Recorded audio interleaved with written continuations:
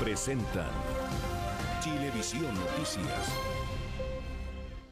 Comenzamos con las noticias nacionales contándoles que luego de que un tren de carga descarrilara y se interrumpiera el paso del tren del recuerdo, cientos de pasajeros quedaron varados entre San Antonio y Santiago. Las familias tuvieron que esperar horas antes de poder ser trasladadas hasta la estación central. Generó la molestia de los usuarios y todos los detalles los revisamos junto a Alejandro Silva. Hola Alejandro, bueno, ¿qué pasó con este viaje que tradicionalmente es de agrado? Sí, hola Matilde, ¿cómo están? ¿Cómo están todos en sus casas? Sí, comenzamos a revisar esta información y respondiendo a la pregunta que tú haces, Matilde, fueron entre 6 y 8 horas las que estas más de 400 personas, aproximadamente 410 personas debieron esperar, ¿cierto?, para poder retornar desde la comuna de San Antonio hacia la región metropolitana. Todo tiene origen, esto se llevó a cabo, claro, como lo contabas tú, ¿cierto?, en el recorrido que realiza el tren del recuerdo, este recorrido de carácter turístico, ¿cierto?, que parte en la comuna de Estación Central y llega hasta la comuna de San Antonio con fines turísticos para apreciar el paisaje y también todo lo que puede ofrecer este recorrido con diferentes paradas que hay, ¿cierto?, desde la comuna de Estación Central hacia la comuna de San Antonio. El problema se originó en el trayecto de retorno, es decir, una vez que estas personas salen de acá de Santiago, a eso de las 2 de la tarde, ¿cierto?, llegan hacia la comuna de San Antonio, un recorrido que de ida es de 3 horas con 30 minutos, de vuelta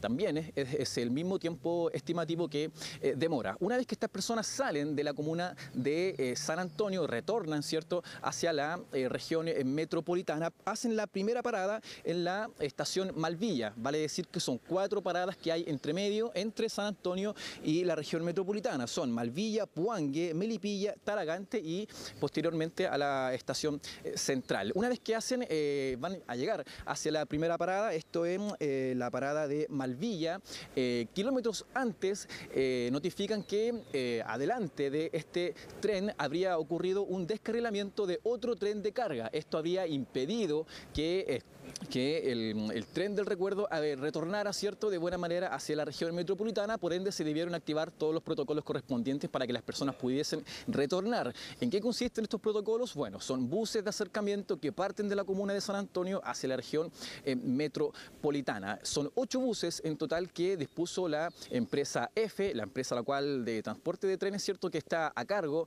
del desarrollo de este proyecto turístico y al momento que disponen de estos buses de acercamiento es cuando se originan los problemas. ¿Por qué? En el trayecto por la carretera, ¿cierto?, habrían problemas de carácter de tránsito. Había un taco bastante grande, con una alta congestión, lo cual perjudicó el trayecto de regreso. El problema se origina una vez que estas personas llegan hacia este punto, hacia la región metropolitana, llegan cerca de las 11:30 de la noche, que eso se traduce a que, claro, llegan hasta la región metropolitana, Estación Central, pero llegan en un horario en donde el transporte público ya no está operativo, al menos el metro, y la red de buses de transporte público correspondiente a red, claro, continúa, ¿cierto?, pero con una intensidad mayor, con una intensidad menor.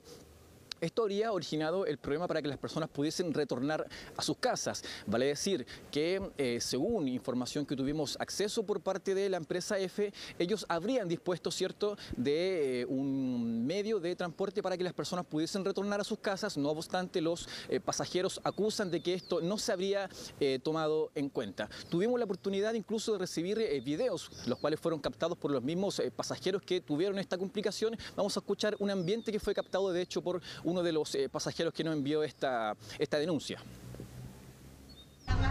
Pasajeros parados en San Antonio, tren del recuerdo día sábado, sin buses para regresar a Santiago. Para ustedes, Chilevisión, nuestro reporte. Buses recién llegando para recoger pasajeros. Estamos a la espera de que nos trasladen a Santiago. Claro, se agradece también la confianza, ¿cierto?, de esta persona, este pasajero que habría tenido esta complicación en enviarnos, ¿cierto?, esta denuncia hacia nuestro canal. Posterior a que estas personas habían llegado hacia este punto, es que se habría originado, ¿cierto?, la complicación mayor dentro de todas las complicaciones que se fueron originando. ¿Qué complicación mayor? Claro, es que las personas no pudiesen retornar debido a que estaban fuera del horario de transporte público. ¿Qué debieron hacer las personas entonces? Bueno, disponer de medios de carácter privado, ¿cierto? Por ejemplo, transporte de pasajeros con alguna aplicación o recurrir a algún familiar, algún amigo, ¿cierto?, que las fuera a buscar en locomoción privada. Por parte de la empresa F tuvimos también, ¿cierto?, declaraciones, lo cual esto genera una confusión. Al parecer, el problema mayor que habría tenido esto como origen, ¿cierto?, había sido una complicación en cuanto a la comunicación de las personas y los pasajeros la empresa con los pasajeros para que pudiesen retornar. Tuvimos declaraciones por parte de los pasajeros que nos entregaron apreciaciones también y mucha atención con las declaraciones que nos dieron para comentar la supuesta complicación que pudieron haber tenido entre los pasajeros con la empresa.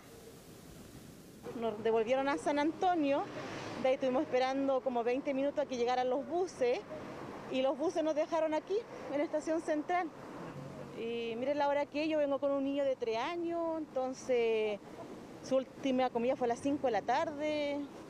Yo le pregunté que si por favor me podían dejar en Vicuña Maquena, porque vivo en la Florida, y no, era la estación central y era la única opción que había. Ahora llamé a una prima y gracias a Dios me viene a buscar. Nos habían dicho que nos iban a dejar en la última parada en Los Héroes y de ahí nosotros cada uno sabíamos y a nosotros nos cierran el metro. Entonces, no es justo. Y ahora que los vean a ustedes, ¿ya? Así que muchas gracias, Chilevisión.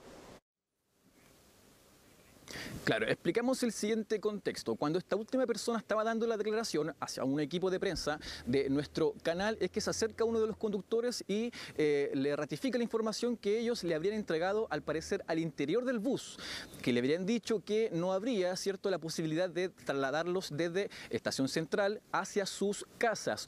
Cuando esta persona desciende del bus, abajo habían personal de la empresa F quienes le ratifican la información de que no, habría sí la posibilidad de que estas personas pudiesen regresar a sus casas mediante los transportes que ellos estaban implementando para los pasajeros que habrían tenido esta complicación. Entonces, lo que se podría concluir es que, claro, habría un problema, ¿cierto?, de comunicación entre la empresa y los pasajeros. Vale decir que fueron 8 buses los que dispusieron desde la comuna de San Antonio hacia la región metropolitana para que pudiesen retornar sin ningún problema. No obstante, igual tuvimos la oportunidad de conversar con la empresa F, esta empresa que es encargada, ¿cierto?, de este proyecto del Tren del Recuerdo, quienes mediante un comunicado de prensa, al cual ustedes pueden estar apreciando ahora en las pantallas, ¿cierto?, que aclara sobre este protocolo de contingencia, este protocolo de emergencia que tuvieron que implementar, ¿cierto?, para que las personas pudiesen retornar. No obstante, no aclara esta denuncia o esta acusación que hacen las personas, ¿cierto?, para que pudiesen retornar. No obstante, nosotros estaremos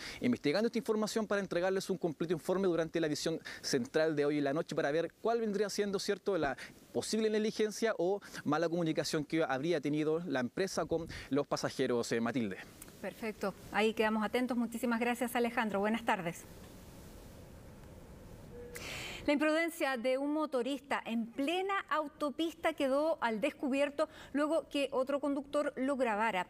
Una maniobra temeraria, pero sobre todo imprudente, la que pudo tener fatales consecuencias. Esto está siendo grabado aquí en la carretera panamericana. Estos imbéciles. No se trata de un ensayo circense, tampoco de un evento deportivo. Es algo más simple que eso, pero bastante más arriesgado. Imprudencia al volante. Sin patente, sin nada. ¿Quién controla a estos gallos, un estúpido? Nadie, no hace nada. Venía a una velocidad bastante fuerte, diría yo, y empezó a hacer maniobras, pues se paró arriba de la moto, tuvo como más de 10 segundos arriba de la moto haciendo pirueta y luego se fue en una rueda. Pongámonos en el caso que él se cae, se accidenta, venían muchos vehículos. Era viernes al mediodía, en plena autopista central, casi al llegar a la salida de Santa Isabel, y estas temerarias e imprudentes maniobras llamaron la atención de Cristian y del resto de los automovilistas. Es que eso no fue todo. De partida, la moto no tenía ni patente, ¿ya? No tenía nada. son personas que a veces andan sin licencia de conducir. Si te llega a pasar algo a ti, el daño, ¿quién paga? Nadie. Así como Cristian, son varios los testigos que han presenciado temerarias imprudencias en vehículos de dos ruedas. Hace menos de un mes le contamos sobre un caso similar, pero esta vez a bordo de un scooter a toda velocidad en plena autopista.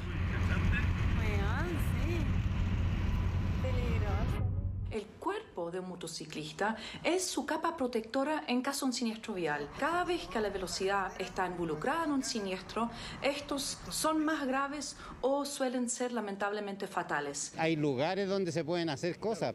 Imagínese, él se cae y los de atrás que vienen atrás.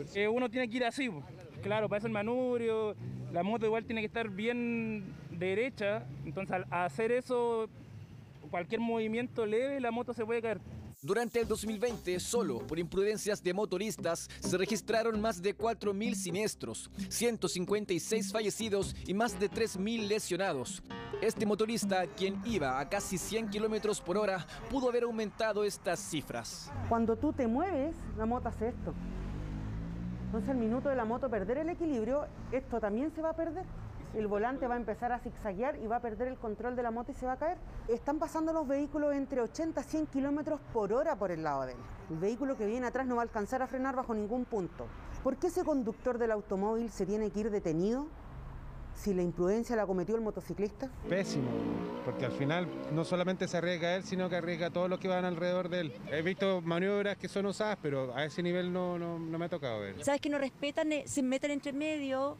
Y de verdad yo he visto accidentes de automovilistas por imprudencia. Y si hablamos de desobediencia en las señaléticas, durante el 2020 ocurrieron más de 700 accidentes. En ellos, 28 personas fallecieron y más de 600 quedaron lesionadas. Pero mucho ojo, porque a través de estas imágenes, la autopista intenta identificar al motociclista. Autopista Central cuenta con cámaras de última generación para monitorear precisamente y denunciar todas estas conductas ilegales e irresponsables. Estas imágenes las ponemos a disposición de las autoridades para que puedan ejercer las acciones legales correspondientes. Y las imágenes de todos aquellos conductores imprudentes y de los irresponsables que piensan que conducir así es una gracia, pero que fácilmente puede costar la vida de él y de los demás. Sin patente, sin nada. ¿Quién controla a estos gallos, estúpidos? Impactante. Bueno, una conductora denunció que el seleccionado chileno Mauricio Isla habría huido tras presuntamente protagonizar un accidente múltiple en una autopista en Santiago. El jugador asegura que era otra persona la que manejaba su vehículo. Sánchez, abierto Isla, pelota para el Guaso, Isla.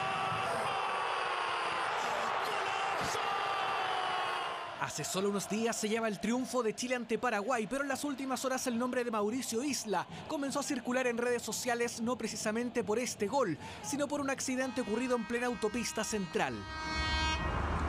Volcamiento. Acá. 3 vehículos involucrados.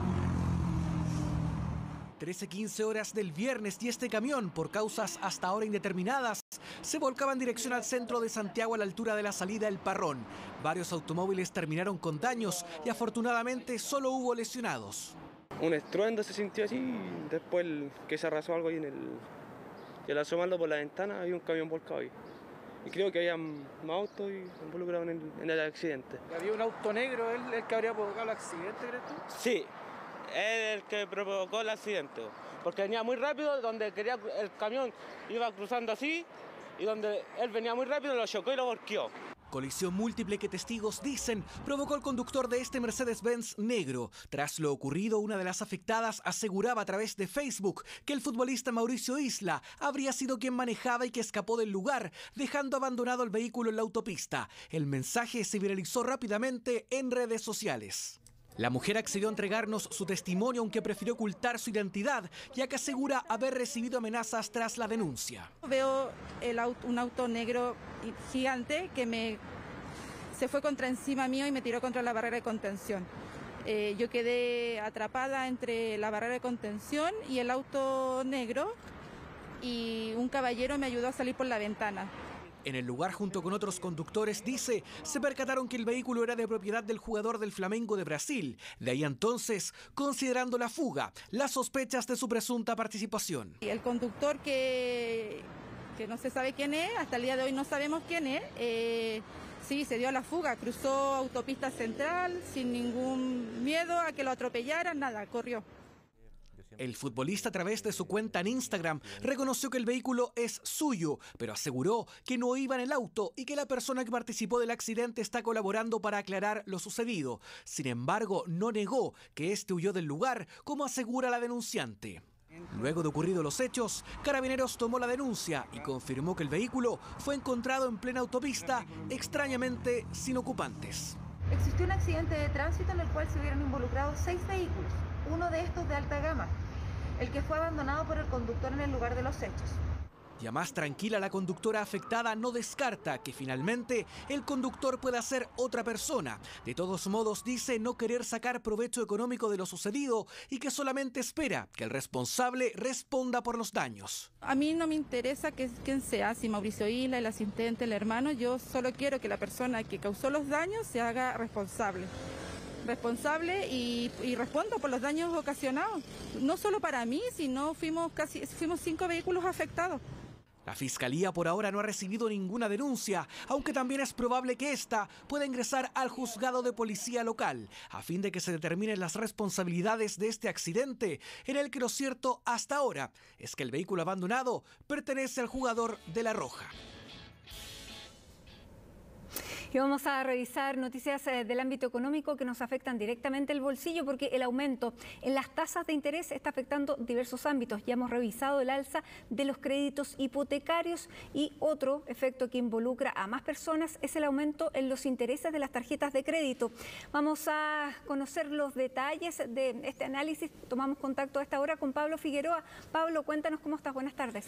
¿Cómo estás, Matías? Sí, no soy el encargado de dar buenas noticias, sino más bien todo lo contrario. Porque claro, se había hablado durante muchas semanas sobre esta alza que iba a imponer el Banco Central para las tasas de interés para controlar una inflación que se espera llegue a fin de año al 3%. Esa es la meta que hizo el Banco Central este miércoles.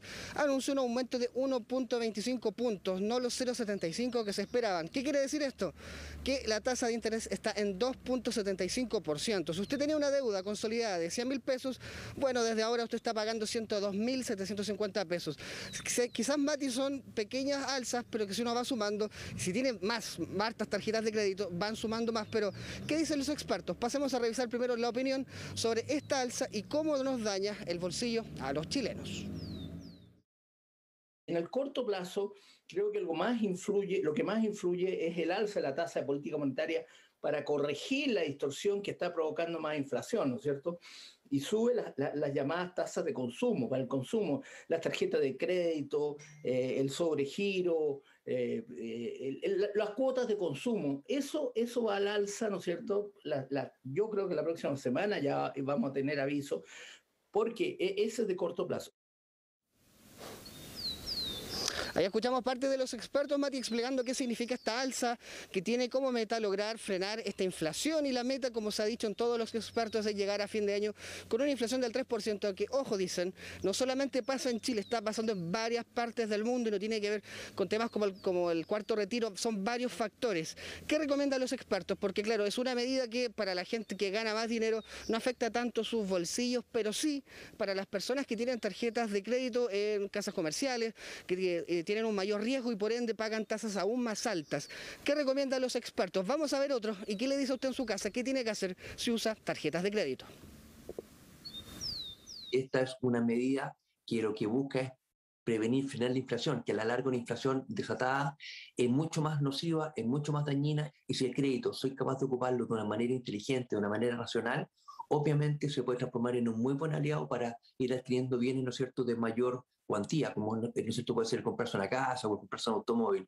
Entonces, acá también la recomendación es no demonizar, ¿no es cierto?, demonizar al crédito, sino que el crédito es una buena herramienta siempre y cuando yo sea súper coherente en la forma como se utiliza. Ahí escuchamos, no demonizar los créditos, pero buscar la opción de consolidar todas las deudas o las tarjetas en solo unas es la recomendación, sobre todo para las personas que no tienen grandes sueldos, que de hecho los empresarios, o más que los economistas suelen decir, si usted tiene todavía dinero del IFE, lo cual es un poco improbable porque claramente si usted recibió el IFE es porque lo necesitaba por una situación complicada, así que fuimos a la calle, fuimos a ver qué dice la gente, ¿usa o no tarjetas de crédito? ¿Por qué las usan? Y lo más importante, ¿estaban al tanto en esta alza de la tasa de interés que está ahora en 2.75? Esto dijo la gente esta mañana en la calle. Porque si quedo sin trabajo, no quiero quedar debiendo nada. Y por eso solamente efectivo, solamente efectivo. Tan solo que el consejo que puedo dar es que no se usen nomás para las cosas justas y necesarias. No sé del IPC ni lo que sube, nada, no sé, no entiendo nada. Eso es la verdad. Yo llego y compro nomás y después pago. No se ha fijado. Ahí, Mati, escuchamos a la gente y bueno, y lo más importante, la información es poder, a informarse para la gente que usa tarjetas de créditos ante una medida, como lo dicen los expertos, termina perjudicando a la gente que tiene más escasez y que usa estas tarjetas de crédito de sucursales, de supermercados para comprar comida, que es lo más importante. Así que a informarse, Mati, para intentar salir lo menos dañado con una información económica que no es de las más positivas de la semana. Así es. Muchas gracias, Pablo. Que estés bien. Buenas tardes.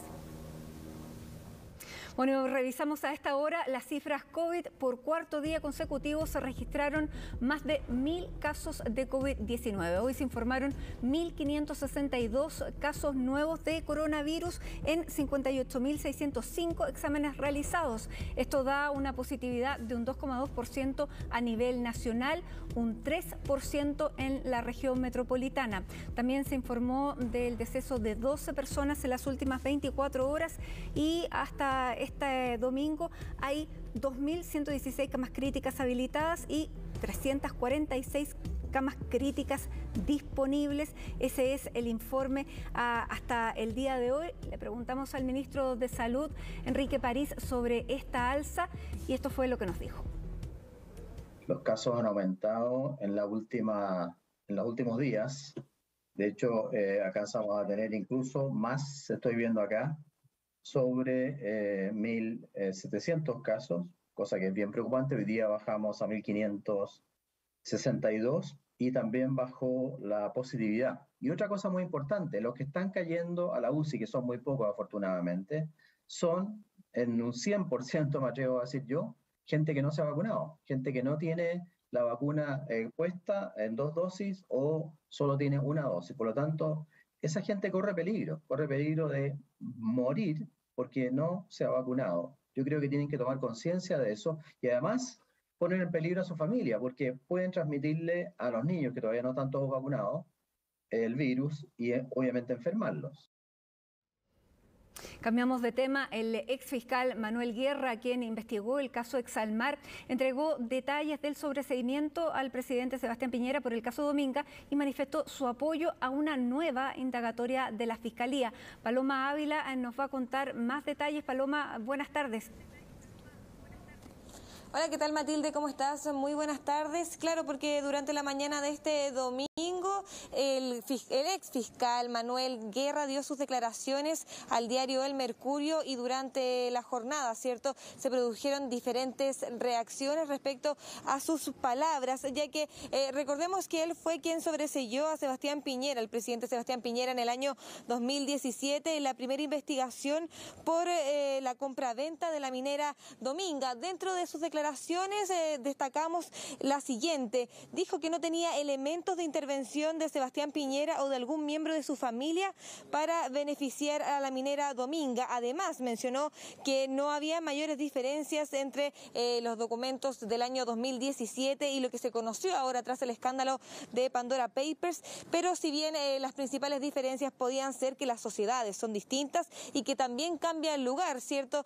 Dice que finalmente lo que ya llama la atención y que es la principal diferencia entre lo que sucedió en el año 2017 y lo que sucede ahora es que esta vez estos documentos fueron firmados en las Islas Vírgenes. Además, como tú ya adelantabas, dijo que la decisión de abrir una investigación es adecuada y que incluso se ajusta al derecho, así que entregó su apoyo a esta nueva investigación. Recordemos que hace 4 años fue él quien indagó el caso Extramar, que incluía a un capítulo de Dominga, e investigó entonces al presidente. Es un caso que ya está cerrado, pero que de todas formas el fiscal nacional volvió a abrir una nueva investigación tras todo lo que conocimos todos, ¿cierto? Tras el escándalo de Pandora Papers. ¿Qué están investigando ahora entonces? Sería por un eventual soborno, cohecho y también delitos tributarios. Sobre todo esto le preguntamos a los candidatos presidenciales, tanto a Sebastián Sichel como también a Yasna Proboste. Sebastián Sichel, por su parte, se enfocó más que nada en lo que está ocurriendo hoy. Mencionó que el ex fiscal Guerra, como lo estamos diciendo, es un ex fiscal y que confía en el trabajo de la Fiscalía, de lo que se está realizando hoy actualmente, y que no hay que poner énfasis en lo que ocurrió entonces en el pasado. Y por su parte también Yasna Proboste dijo que no tenía razones para no creerle al ex fiscal Guerra. Pero para ver más detalles acerca de lo que dijeron ambos candidatos, pasemos a escuchar parte de sus palabras. Entiendo que son antecedentes nuevos y que por lo tanto no tengo por qué dudar de las declaraciones del fiscal que llevó la causa en ese momento, pero entiendo que esto corresponde a otro momento, a otros antecedentes, y que por lo tanto corresponde en justicia, más que estar haciendo declaraciones respecto de la investigación, es hacer el trabajo investigativo a fondo y dar certeza a nuestro país que las instituciones funcionan. El ex fiscal Guerra dando una opinión personal, no siendo fiscal. Yo espero que la Fiscalía haga su evaluación y haga su trabajo. Dejemos las instituciones funcionar independientemente y autónomamente y no hacer tanta opinología respecto a lo que tienen que hacer esas funciones. Yo en general estoy preocupado más de la naturaleza política de este debate. El problema es que estamos cerrando un ciclo presidencial y la política otra vez está devorando la estabilidad del país buscando una acusación constitucional o la destitución del presidente. No cometamos el error de superar la democracia por buscar beneficios o réditos políticos destituyendo a presidentes, sean estos o sean el resto. No. Escuchábamos entonces las palabras del candidato Sebastián Sichel, quien hacía también referencia, por supuesto, a la acusación constitucional que está en curso, otra de las consecuencias del escándalo de los Pandora Papers. Pero bueno, esas no fueron las únicas reacciones en torno a las declaraciones que dio el ex fiscal Manuel Guerra al diario El Mercurio durante este domingo, sino que también se refirieron diferentes parlamentarios. Conversamos durante la mañana con Gabriel Silver y además con el diputado Sebastián Torrealba. Estas son sus declaraciones. Bueno, claramente se cae la tesis de la defensa sostenida por el presidente Piñera. Acá lo que sostiene el fiscal Guerra y su investigación es que este se centró en el tema de Exalmar, en el tema de la existencia del fideicomiso ciego, y nunca se investigó el contrato existente en las Islas Vírgenes Británicas, y en consecuencia no hay ni cosa juzgada y claramente tiene más fuerza la investigación penal y lo que estamos haciendo también en el Congreso. Aquí hay que dejar que las instituciones funcionen. La verdad que cuando los políticos nos convertimos en comentaristas de decisiones de la justicia, me parece que no es lo correcto. Aquí hay que dejar que la Fiscalía investigue. Ya nos hemos hecho expertos en acusaciones constitucionales. Es una medida que ha usado de forma abusiva la oposición, sobre todo el Frente Amplio y el Partido Comunista, y siguen haciéndolo hasta el día de hoy. Y yo espero que ninguno de los nuestros se sume a esa política abusiva.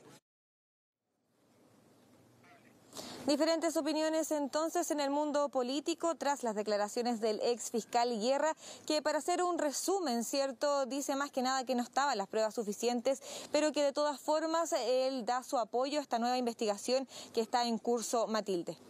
Claro, entre las declaraciones que dice Manuel Guerra en esta entrevista, fíjate que señala, en ese momento cuando estaba investigando pedir el contrato, dijo, no nos parecía trascendente. Investigamos la intervención de Piñera, en qué documento estuviese, no era lo fundamental. Es parte entonces de esta entrevista que sin duda va a seguir trayendo consecuencias. Muchísimas gracias, Paloma, por toda la información. Buenas tardes. Y a esta hora hacemos una pausa. Les contamos que hay cielos prácticamente despejados en todo el territorio nacional. 23 grados es la temperatura a esta hora en la región metropolitana. Ya regresamos con más informaciones.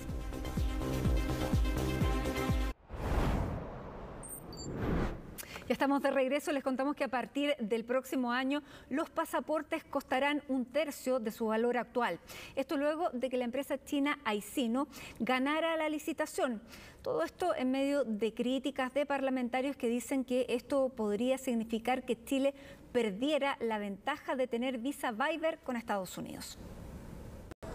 Son 9 hijos y en total esta familia la componen 11 personas. Y si de costos se trata, viajar siempre ha sido aún más difícil para ellos, porque a los pasajes, hoteles y alimentación se les debe agregar los pasaportes, casi 1 millón de pesos si todos lo renuevan juntos. Aunque por suerte para ellos, este documento bajará 1/3 de su actual valor.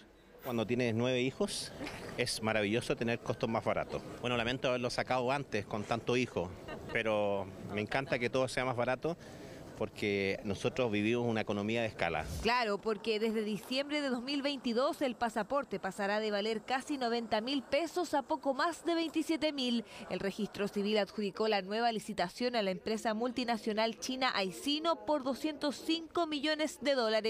Un acuerdo que estará vigente por los próximos 10 años. Todo lo que sea rebaja es bueno para todo el país y para toda la gente que necesita viajar a veces por trabajo o ver familiares. Que baje eso ya es algo bueno, ya que está todo tan en alto, está todo tan caro. Es un costo que a lo mejor se podría haber bajado antes, pero no se justificaba que esté tan alto, así que va a permitir viajar mucho a los jóvenes y contratar a la familia, etc. Una licitación que agradece la gente, pero que algunos parlamentarios no ven con buenos ojos. Tanto desde la oposición como del oficialismo piden que se investigue el proceso. Lo más complicado para nosotros es saber qué presiones hizo el Estado chino al Estado de Chile para obtener esta licitación. Nosotros pedimos a la Fiscalía Nacional Económica que investigue. Lamentablemente esto va a traer consecuencias, ya que un Estado extranjero se va a apoderar de la información de los ciudadanos chilenos y por otro lado corremos el riesgo de perder la visa privilegiada que tenemos con Estados Unidos. Si bien el registro civil no se refirió a estas inquietudes, afirman que la licitación fue elaborada bajo estándares OCDE. El tema, eso sí, fue abordado en la Comisión de Economía en agosto, donde se argumentó que no existirían problemas de seguridad. La administración de la base de datos va a ser del registro civil. Los accesos van a estar controlados por el registro civil. El proveedor, en pocas palabras, no es dueño ni almacena los datos, sino que son almacenados con seguridad dentro del registro civil. Además de las críticas del Congreso, Aicino enfrentó otros problemas. La empresa ganadora de la licitación actual presentó un requerimiento al Tribunal de Contratación Pública acusando una serie de irregularidades, pero finalmente fue rechazado. De acuerdo o no, será la empresa china la que desarrolle los pasaportes y además las nuevas cédulas de identidad, documento que también disminuirá su valor en un 20%. Bueno, y este domingo conocimos una nueva encuesta, esta vez de Pulso Ciudadano, sobre las candidaturas presidenciales. En esta se consolida el liderazgo de Gabriel Boric y cae en cuarto lugar Sebastián Sichel. De todo esto y de lo que se viene para los próximos días, conversamos con Ignacia Jiménez. Hola, Ignacia. Bueno, bastante ya consolidada el liderazgo de Gabriel Boric, seguido nada menos que por José Antonio Kast. La novedad es lo que está ocurriendo con Sebastián Sichel. Cuéntanos. Sí, cambia el escenario. Varios decían que esto era posible que ocurriera por las polémicas que ha tenido en la candidatura de Sebastián Sichel durante las últimas semanas y se ve graficado al menos en una de las primeras encuestas de esta semana. Tú lo decías, la encuesta de Pulso Ciudadano que da cuenta que Gabriel Boric lidera las preferencias con un 21,3%, seguido de José Antonio Kast en un segundo lugar. Una sorpresa también porque él venía subiendo las encuestas ya durante las últimas semanas en un 16,3%. Se sube hasta el tercer tercer lugar aquí Yasna Proboste con un 13,1% de las preferencias y en cuarto lugar ya queda Sebastián Sichel con un 7,5%, cayendo drásticamente si consideramos que durante las últimas semanas él se encontraba en el segundo lugar, consolidado ahí, pero sabemos que el escenario presidencial es cambiante, quedan 35 días para las elecciones y lo que ha sucedido también durante las últimas semanas influye directamente en estas encuestas, en las polémicas por el financiamiento de la campaña a parlamentario en el año 2009 de Sebastián Sichel, como ha ido también subiendo en terreno, ganando terreno Yasna Proboste, como ha modificado también la estrategia comunicacional ahí de su campaña, el despliegue en terreno, también como ha cambiado la postura con la que aborda esta candidatura presidencial José Antonio Kast. Lo que es claro es que en el primer lugar sigue estando Gabriel Boric, pero a final de cuentas estas son encuestas que más allá de los números que entregan hay que ver qué es lo que ocurre el 21 de noviembre cuando es el día definitivo. Muchos de los candidatos dicen que es el día de la encuesta final donde se va a conocer a final de cuentas quién eventualmente pasa a una segunda vuelta presidencial. Los candidatos han estado con actividades durante este fin de semana, la mayoría de ellos, algunos en la zona sur de nuestro país, como Gabriel Boric, que está en la región de la Araucanía, y que mañana 18 de octubre va a estar en la región de Los Ríos, en las cercanías de Valdivia. Decía allá desde su comando que van a estar en actividades con comunidades, dialogando también sobre lo que significa el 18 de octubre. Durante la semana ha sido una polémica entre los candidatos si es que correspondía decir celebrar o conmemorar esta fecha, algo que no le gustaba, por ejemplo, el candidato oficialista Sebastián Sichel, que él decía que mañana no hay nada que conmemorar ni nada que celebrar, y hoy día va un poco más allá. Él señala que este 18 de octubre él lamentaría que otros candidatos de oposición no pongan el acento en atender a la violencia, considerando que para mañana hay llamadas, convocatorias a movilizaciones que podrían, según han dicho él durante esta jornada, terminar también en actos de violencia, y así un llamado a que los candidatos pudieran condenar y hacer un llamado a detener actos de violencia que se puedan dar en el marco del 18 de octubre. Decía incluso que podrían ser corresponsables de lo que pueda pasar durante el día de mañana si es que no condenan estos hechos de violencia. Y los quiero invitar a que revisemos esas palabras del candidato, que fue bastante duro con los otros abanderados de la oposición. Y quiero decirlo, lamento el 18 de octubre. Es un dolor tremendo porque lo que hicimos ahí fue hacer que la violencia superara la posibilidad de hacer los cambios en democracia. Cuando finalmente las instituciones no pudieron hacer cambios justos y la violencia le ganó esos cambios justos, y también lamentaría mucho que los candidatos, que a esta altura son como lo mismo, la Yasna Proboste y Gabriel Boric, no pongan todo el acento en mañana en detener la violencia, en hacer un llamado a que no haya violencia. Pueden ser corresponsables de si hay violencia mañana, de no haber hecho lo necesario para decir que ese no es el camino. Conmemoramos a aquellos que creemos en que significativamente las voces del apruebo, del aprobar una nueva constitución, están presentes. Cuando hemos presentado un proyecto de indulto, lo hacemos porque reconocemos en que ha habido una situación abusiva de la prisión preventiva, en que han habido jóvenes que siguen estando en prisión preventiva sin haber tenido acceso a un juicio justo. Nosotros creemos en que la paz es posible en nuestro país, pero también quiero invitar a que dejen de lado un lenguaje que es violento y que lo único que hace es seguir acumulando fuerzas en la violencia.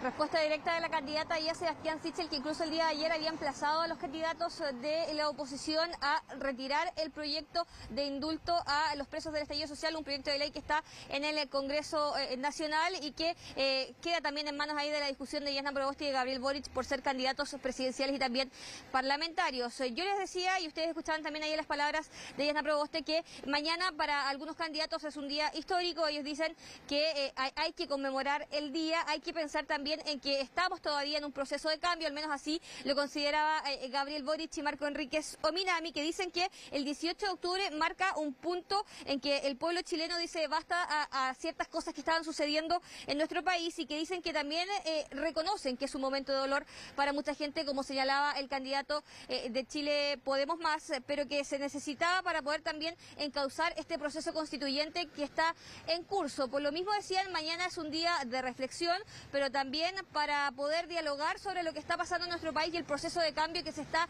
viviendo. Los quiero invitar a que revisemos ese llamado y esa reflexión también que hacían otros candidatos de la oposición en nuestro país. El 18 de octubre marca el momento en que el pueblo chileno dice basta a una cultura de resignación ante los abusos. Y por lo tanto es un momento de conmemoración respecto del país que debemos construir. Sabemos de que también es momento de dolor para mucha gente, de violaciones a los derechos humanos, de tremendas injusticias, y nuestro objetivo es encauzarlo en el proceso constituyente, que para mí por lo menos es tremendamente esperanzador, y en el cual esperamos que podamos construir un Chile más justo y digno para todos y todas. El fin del Estado patriarcal, el fin del Estado del Estado violento. Ahora alguien me dirá, ¿y nació un Estado no patriarcal? No. Terminó y está claro un tipo de Estado. ¿Qué están haciendo? Es lo que estamos en disputa. Está en disputa el nuevo Chile. Si se pierde la constituyente, iremos marcha atrás. Yo por eso no me gusta la candidatura de Boric, ni la de Kast, ni el debate en que estamos, que todo puede ser peor. El 18 de octubre se termina un tipo de violencia. La pregunta ahora, ¿nace otro tipo de paz o quedamos donde mismo? Por eso llamo a los chilenos a elegir bien, no se tomen a la liviana las elecciones presidenciales, ¿no? Interpelo directamente al diputado Boric y lo llamo a ser más riguroso. Aprovechando también esa instancia aquí, Marco Enríquez Ominami, de marcar diferencias con el resto de los candidatos de la oposición, incluso también ahí con Gabriel Boric, como ustedes los explicaban. Ahora hay que ver qué actividades tienen mañana los candidatos. Hay algunos que van a estar en regiones en este 18 de octubre, Yasna Proboste y Gabriel Boric. El caso de los demás estarían acá en la región metropolitana, todos en un marco de reflexión, al menos eso han dicho desde los candidatos de oposición. Desde el resto de los candidatos hay que ver qué otras actividades se realizan, considerando que más allá de cómo cada uno interprete el 18 de octubre, es un día que marca una diferencia en nuestro país y que guía también procesos que se están viviendo en la actualidad en Chile. Así es. Gracias, Ignacia, que tengas buena tarde. Chao. Bueno, lo veíamos, este lunes se cumplen 2 años del inicio del estallido social y los candidatos, ya lo veíamos, presidenciales, están atentos a lo que vaya a ocurrir. Pero 18 comunas también de la región metropolitana, a 2 años de este estallido, mantienen supermercados cerrados y también farmacias. La comuna más afectada es la de Cerro Navia, que perdió 2 de sus 3 recintos. Vecinos alegan que tienen que desplazarse a otros lugares, gastar tiempo y transporte, afectando su calidad de vida. Escombros peladeros o negocios nuevos, eso hay ahora en donde alguna vez hubo supermercados.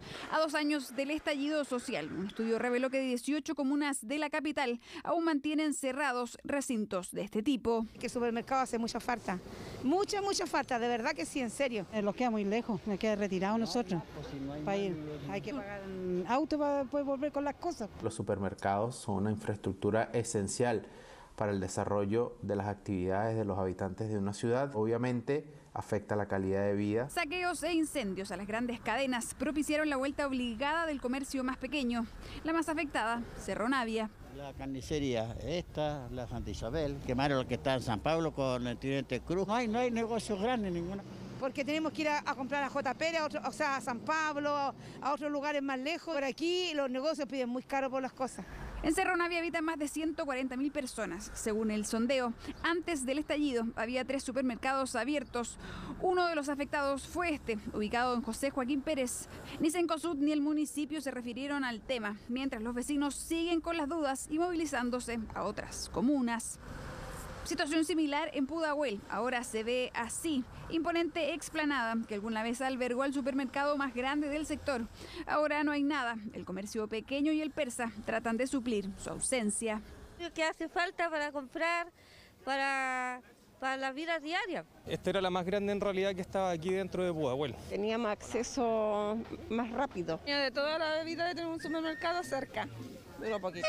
2 años y no hay atisbos de que vaya a reconstruirse. El alcalde de la comuna dice que el problema de fondo tiene que ver con los permisos. Ese supermercado se construyó en su momento, en la administración anterior, por un vicio En el permiso de construcción, nosotros no estamos dispuestos esta vez a otorgar, porque eso, como decía, nuestro plan regulador actual está como zona deportiva. La baja en la presencia de los supermercados en la RM va desde el 67% al 3%. A Cerro Navia le siguen Conchalí, Renca, La Granja, La Pintana y San Joaquín. Para una comuna con tan pocos servicios y donde nos cuesta tanto atraer inversión privada, estas acciones afectaron severamente la calidad de vida de los vecinos.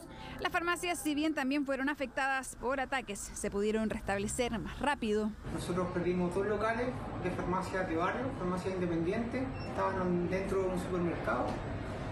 El supermercado fue saqueado, incendiado. Lamentábamos todo lo que pasó en esos instantes, ya que nosotros somos parte de la solución y no del problema, de una de las tantas demandas sociales que solicita una mayor equidad. 730 días han pasado desde el estallido y casi una veintena de comunas tienen hoy menos servicios que entonces, mientras se preparan para un nuevo aniversario del 18 de octubre.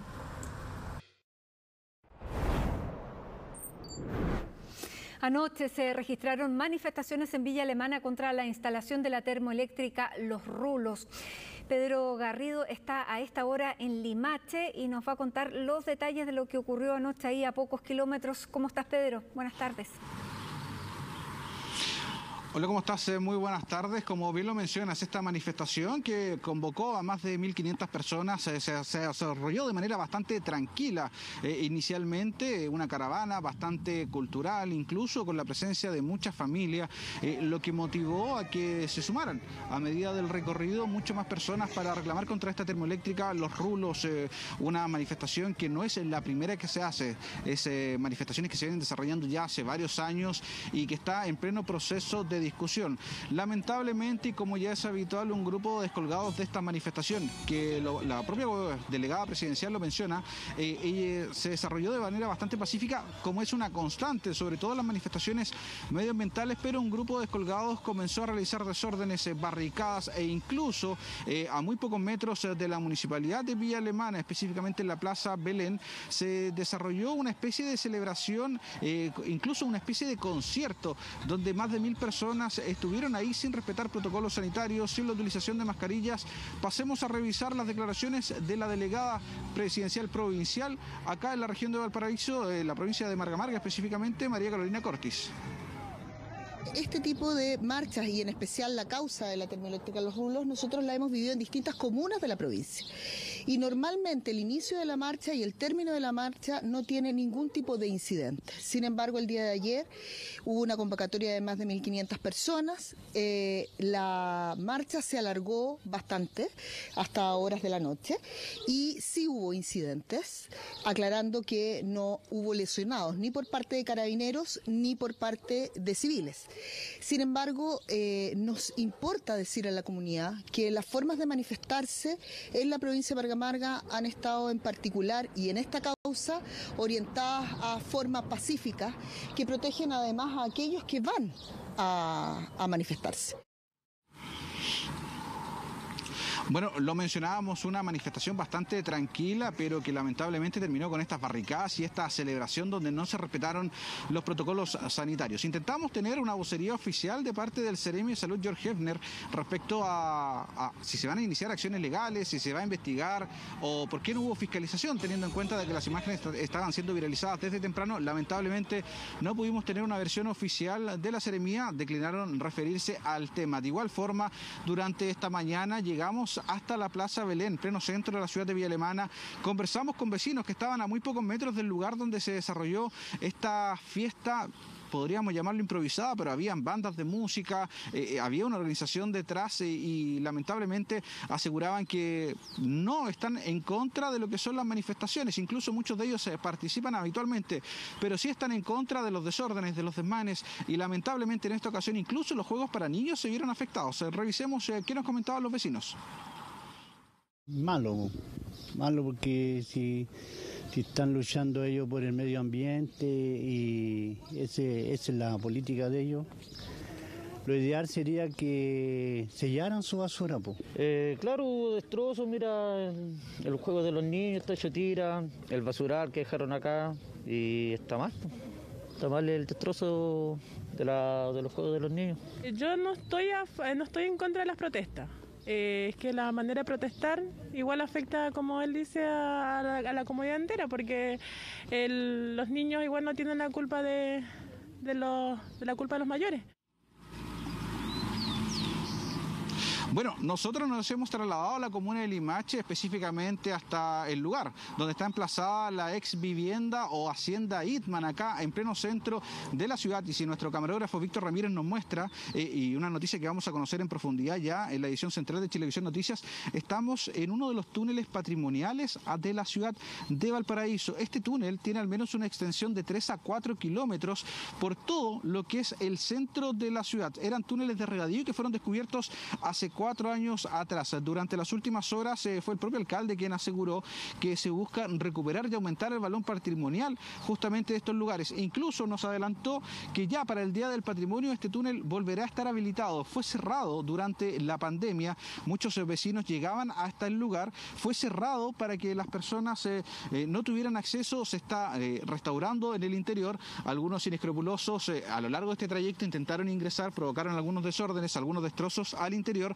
pero de igual forma ya se está recuperando, así que conoceremos la completa historia de este túnel, uno de los patrimoniales acá de la ciudad de Valparaíso, de Limache en lo particular, que recorre gran parte del centro de la ciudad y que sin duda alguna marca un precedente en la memoria emotiva de cada uno de los limachinos y que estaremos conociendo, como lo mencionábamos, en la edición central de Chilevisión Noticias. Muy bien, muchas gracias Pedro por esa información. Ahí nos quedamos con las imágenes de los túneles. Gracias. Y en este camino a la COP26 queremos contribuir con soluciones para enfrentar las consecuencias del cambio climático. Expertos chilenos crearon un glaciar artificial en el Parque Arenas del Cajón del Maipo. La idea viene desde el otro lado del mundo, pero acá buscan agregar inteligencia artificial para poder llevarlos a distintos puntos del país y del mundo. Bueno, ¿por qué este avance podría ser tan importante? Se lo contamos a continuación. En plena cordillera, un iglú que expulsa agua se transforma más tarde en una pequeña montaña de hielo, una roca de nieve que podría ser una de las soluciones a la década de sequía que nos golpea cada vez más fuerte. Glaciares artificiales, acupuntura en el hielo que construyeron expertos chilenos en el Cajón del Maipo. Una manera alternativa de guardar agua en formato de hielo en la cordillera, donde nosotros tenemos un país que tiene cordillera de Arica a Punta Arenas. Cordillera que en la zona central ha perdido un 30% de la nieve en las últimas 3 décadas y es precisamente este manto blanco y los glaciares los grandes reservorios de agua dulce que tenemos. Llueve, nieva durante el invierno, ocupamos el agua en primavera y verano. Para poder hacer eso necesitamos guardar el agua del invierno como nieve. Y la temperatura tan alta nos está haciendo perder esa nieve, también se están derritiendo muchos glaciares. Escenario crítico, con déficit de agua, que solo irán creciendo. Una situación muy parecida a la que ocurría en Ladakh, un pequeño pueblo de la India, cercano al Himalaya. La sequía los tenía al borde de la desaparición, cuando se les ocurrió crear una estupa de hielo, modelo que se presentó en Congreso Futuro. Congelar el agua que se desperdicia en el invierno como un cono hace que se derrita más lento y dura hasta la primavera. Esta técnica ancestral se basa en tomar agua de un caudal y por diferencia de altura traerla más abajo, generar una especie de spray hacia el aire en ciertas condiciones cuando la temperatura es bajo cero y empezar a crear estas masas de hielo cónicas. Estas figuras mantienen el hielo y luego aseguran caudales durante la primavera para el riego de cosechas o el consumo humano. Porque donde hay agua hay vida. Bajo esa premisa ahora en nuestro país pretenden integrar la inteligencia artificial para medir el impacto de las estupas. Nuestro plan hoy día es crear un parque hídrico con 50 ice stupa, de manera de poder ir desarrollando el modelo de inteligencia artificial que sustente esto para poder proyectarlo a otros lugares de Chile o del mundo. Con un primer prototipo exitoso, ahora buscan financiamiento, 6 metros de altura que resistieron y un camino largo, porque en Ladakh ya lograron estupas de 50 metros y su construcción ahora involucra al pueblo completo, volviendo a poner las fuentes de agua al centro de las comunidades como vía de supervivencia. Y a esta hora les contamos de un violento asalto que sufrió el exárbitro Eduardo Ponce en la comuna de San Ramón. Mientras trabajaba como Uber, fue intimidado por los delincuentes. Vamos a conocer más detalles. Nico. ¿Qué tal? Buenas tardes. Sí, Matilde, efectivamente, un violento robo que ocurre a eso de las 7 de la madrugada en la comuna de San Ramón, en la intersección de las calles Los Jazmines con calle Uruguay. En ese momento, cuando el ex árbitro Eduardo Ponce estaba subiendo pasajeros que contactó mediante una aplicación, fue víctima de un asalto. Estamos, de hecho, en vivo con el ex árbitro del fútbol profesional, Eduardo Ponce, quien nos va a contar un poco esta experiencia. Eduardo, buenas tardes. Comentarnos un poco sobre este asalto del que fuiste víctima, cómo ocurrió, cómo fueron los tipos muy violentos. Buenas tardes. Sí, buenas tardes. Sí, muy violento. Me golpearon. Estoy con muchos golpes por todo el cuerpo. Con un arma de fuego me apuntaron, pero la dinámica es que salí antes de las 7 de la mañana a trabajar en la aplicación Uber y me sale un pedido al cual me dirijo a tomar pasajeros. Es que en Los Jazmines, al llegar a la calle Uruguay, acá en San Ramón, entonces llego hay dos muchachos, ellos simulan que están cerrando la puerta de una casa, lo cual me lleva a mí a confiar un poco que venían saliendo de la casa y me abordan. Yo tengo el seguro en la puerta de adelante, uno quiso subir adelante, le dije que no, subieron atrás. Y una vez que voy a iniciar la marcha, ya los dos de atrás, uno me toma el cuello y otro me pone una pistola acá en la cabeza. Posterior a eso empieza la intimidación. ¿Qué es lo que le piden a él? ¿Le piden que abandone el auto a usted, perdón, o le piden que entregue las especies, las pertenencias? Claro, no, el objetivo de ellos era el auto porque me revisaban buscando el cortacorriente, el chip, le decía uno al otro que buscara. Ahora fue todo tan rápido que la verdad que te puedo relatar más o menos lo que recuerdo. Recuerdo la pistola acá y yo le doy un golpe. Me parece que se le cae la pistola y ese tipo de la derecha mía de atrás se pasa hacia adelante y logra golpearme. Y el otro tipo baja por la puerta de atrás, abre la puerta del piloto, que en este caso era yo, y me empieza a forcejear, a tirar y a golpear con patadas hasta que logra bajarme y el otro toma el volante. Y ahí me revisaban porque intenté sacar las llaves, entonces yo ya me di cuenta que la pistola no era de verdad porque ya me habrían así que hubo intercambio de golpes. Eduardo, finalmente el robo no se logró concretar. ¿Qué pasó en ese momento? Entendemos que estos tipos, incluso por lo que se ve en el registro, chocaron con otro vehículo. Claro, el tipo que queda en el volante inicia la marcha, yo no sé en qué momento, me parece que logro subir al asiento de atrás y ya viene un vehículo avanzando hacia nosotros, que era un cómplice de ellos, otro vehículo que venía con las luces encendidas, que avanza hacia acá y este tipo no era muy perito en el volante porque por la adrenalina, por todo lo que estaba pasando, me imagino, chocó con el mismo vehículo que venía a recogerlo o era compañero de ellos y eso lo llevó a chocar con otro vehículo que estaba en la esquina violentamente, el cual también salió muy dañado atravesando la esquina y chocando con un poste. Eduardo, lo otro, tú dices que estas personas incluso se dieron el trabajo de hacerse pasar como alguien que iba saliendo de una casa, como alguien que habría efectivamente pedido este Uber. ¿Esa petición de este pedido te llegó por la aplicación y ellos efectivamente hicieron la pedida de esta carrera por la aplicación? Correcto, la aplicación me ingresó alrededor de las 7 horas con retiro en Los Jazmines, que no recuerdo el número, en Los Jazmines retiro, y se dirigían a Vicuña Maquena en el Metro Santa Julia. Eso es lo que decía el destino. Y ellos, al hacer la maniobra como simulando que están saliendo de la casa, además él me muestra el celular, porque yo soy bien precavido, bajé el vidrio, me muestra el celular y me da mi nombre. Me dice Eduardo, sí, le digo, y yo le nombré el nombre de él, que no lo recuerdo. Y ahí los dejo subir. Y ahí viene todo. Esto fue obviamente con un pedido de la aplicación Uber. Eduardo, lo otro que es lamentable también, en el estado en que queda tu vehículo, tú utilizas tu auto para trabajar habitualmente y eso también significó obviamente un daño para ti, para los servicios que cumples habitualmente. Tu auto en este momento está con varios daños, ¿cierto? Sí, lo lamentable ahora es Como te decía, bueno, físicamente estoy solamente con golpes, moretones. Estoy bien dañado también psicológicamente, moralmente, que es muy complicado. Cada vez que he tenido que relatar esto, me he quebrado recordando el momento en que tengo una pistola en mi cabeza y todo lo que sucede después. Ahora ya estoy un poco más tranquilo, pero el daño material es irreparable porque mi vehículo quedó con daño, pérdida total. O sea, lo rompieron, solamente hicieron el daño, no me robaron nada. Quedaron mi especie, mi celular, todas mis cosas quedaron ahí y quedó un celular de ellos en el auto, quedó la pistola en el auto, quedó un gorro de ellos en el auto, el cual tiene ahora la PDI que lo está periciando. Ellos están haciendo todo el procedimiento porque el procedimiento ahora lo toma la PDI en una sección especial que tienen para este tipo de incidentes. Muchas gracias, Eduardo. Escuchábamos recién el testimonio de Eduardo Ponce, ex árbitro profesional del fútbol chileno, quien esta mañana fue víctima de un violento asalto y que por supuesto lo mantiene todavía bastante preocupado. Por supuesto han sido horas bastante complejas, pero ya por supuesto está a la espera de que puedan tener resultados las investigaciones que se hacen en torno a este violento asalto, Matilde. Así es, bueno, todo nuestro ánimo y solidaridad para Eduardo y muchas gracias a ti, Nicolás Crum, por toda esta información. Buenas tardes.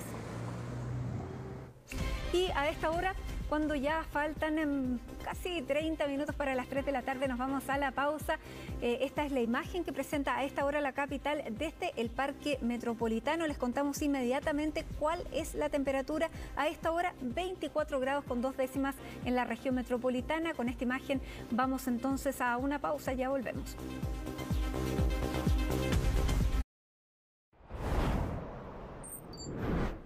Y ya estamos de regreso junto a ustedes para revisar otras informaciones que están marcando la jornada. Vamos de inmediato a conocer lo que se viene ahora, que es los matrimonios, porque los matrimonios ya no se realizan solamente los fines de semana ni en la noche. Ahora y luego de la pandemia, ante toda la demanda, puede ser cualquier día de la semana y a cualquier hora.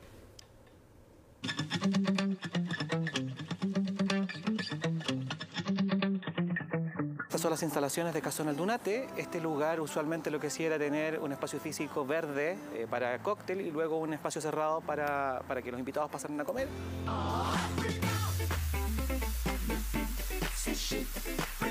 Se modificó, tuvimos que en el fondo reestructurar esto y si ustedes me acompañan entonces les voy mostrando. Se colocó un toldo, pueden ver acá lo que tenemos es el premontaje de un matrimonio que estamos realizando. Esto permite que tener la altura suficiente para que haya fluidez de aire. Una nueva área al aire libre que en Casón Aldunate están usando muchísimo. Si ya históricamente primavera es una estación apetecida por los novios, ahora lo es más. Efectivamente ha sido de locos este año. Tenemos que considerar que no solo estamos desarrollando los matrimonios contratados para esta fecha, sino que además hay una postergación de matrimonios que vienen de 2, 3 cambios. Primero estallido social, pandemia, que han tenido que modificar sus fechas y que hoy día en el fondo nos tienen la fecha copada, la agenda copada. Estamos con matrimonio miércoles, jueves, viernes, sábados, domingos. Valentina y Gerardo son unos afortunados. Después de tener que cambiar hace solo 2 meses el lugar de su matrimonio, encontraron justo un sábado disponible a fin de mes. Nos casamos el 30 de octubre de este año, 3 semanas más. Básicamente pensaba que podía ser como algo un poco más cercano a la post-pandemia. La verdad es que obviamente la fecha es rica, pero pensábamos en un poco bajar el tema COVID. Esta pareja de novios se casó hoy en Pucón. Tenían planificado hacerlo en diciembre pasado. Tamara Sepúlveda fue su wedding planner. Nos ha costado llegar hasta ahora. Hemos tenido que, durante el año, contener bastante a los novios, ir haciendo cambios de último momento, dependiendo del paso a paso, pero estamos súper confiados de que vamos a tener una gran temporada. Acá, si ustedes me siguen, estamos trabajando en todo lo que es el proyecto floral de este matrimonio. Es una composición bien de acuerdo a lo que teníamos montado afuera, en el fondo con tonos rosa, es una ambientación bastante romántica, por ponerle un nombre. Y súper importante, en estricto rigor hoy día, el casarnos en un exterior no significa necesariamente tener que hacer un matrimonio campestre. En el fondo podemos jugar a hacer un matrimonio en diferentes estilos, algo más elegante, algo más hip chic. Ricardo lleva 17 años organizando matrimonios. Prevé que esta temporada los enlaces aumentarán al doble. Si ya la pandemia cambió la tradición de casarse solo los sábados o viernes, hay también otros rezagos de estos años de COVID. Usualmente el 90% de los matrimonios que se hacía era más bien de tarde-noche. Con esto del toque de queda, lo que empezó a pasar es que los novios empezaban a casarse o a pensar en la posibilidad de hacer un matrimonio de día, y junto con eso se quita el toque de queda y el 90% de los matrimonios siguen prefiriendo el día. Tiene que ver hoy día con que cuando te casas de día, la misma cantidad de invitados con la que empiezas es con la que terminas, la gente no se hace problema, no pierdes el día siguiente, no hay caña el día siguiente. Matrimonios que según el registro civil han aumentado un 146% comparando septiembre de este año versus el 2020. Hay comunas donde no hay hora hasta 2022, mientras otros centros de eventos ya tienen agendado casi todo el próximo año. Pero estamos bien cautos en cuidarnos, en promover los eventos con seguridad sanitaria, en promover los eventos seguros, cosa de poder estirar este momento en que estamos. Matrimonios que de seguro esta primavera serán el panorama de muchos y ya no solo los fines de semana. Hoy cualquier día es perfecto para casarse.